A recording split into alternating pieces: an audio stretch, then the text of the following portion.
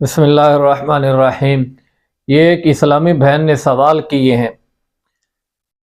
کہتے ہیں جی کہ میں قرآن مجید کے حافظہ ہوں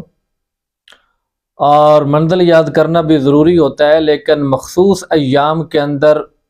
میں قرآنی آیات پڑھ سکتی ہوں یا نہیں؟ اس سلسلے میں عرض یہ ہے کہ عورتیں اپنے مخصوص دنوں میں نہ قرآن مجید کو ہاتھ لگا سکتی ہیں، نہ قرآن مجید کھول کر پڑھ سکتی ہیں، اور نہ قرآن مجید کی زبانی بول کر تلاوت کر سکتی ہیں۔ اب رہ گیا مسئلہ کہ آپ حافظہ ہیں اور منزل یاد کرنا بھی آپ کے لیے ظاہر ضروری ہے، تو اس کا کیا طریقہ ہوگا؟ تو اس کا طریقہ میں آپ کو بتاتا ہوں کہ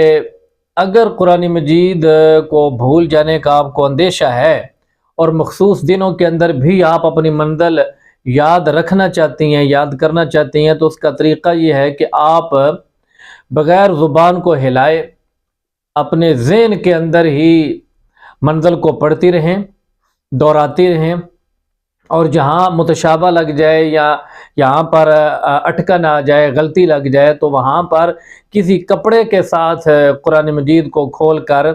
وہاں سے اپنی غلطی دیکھ سکتی ہیں۔ ٹھیک ہے جی، ہاتھ نہیں لگا سکتی، ان مخصوص دنوں میں قرآن مجید کو کھول کر یا بول کر نہیں پڑھ سکتی۔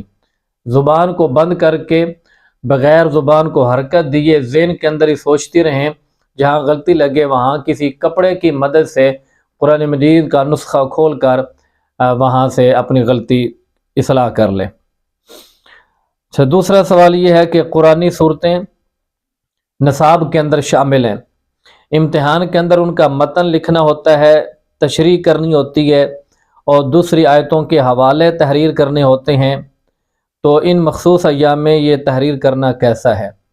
آپ قرآن مجید کا ترجمہ بھی لکھ سکتی ہیں، تشریح بھی لکھ سکتی ہیں، آیتوں کے حوالے بھی دے سکتی ہیں، بس صرف قرآن مجید کا متن جو ہے وہ لکھنے سے آپ اجتناب کریں کہ وہ آپ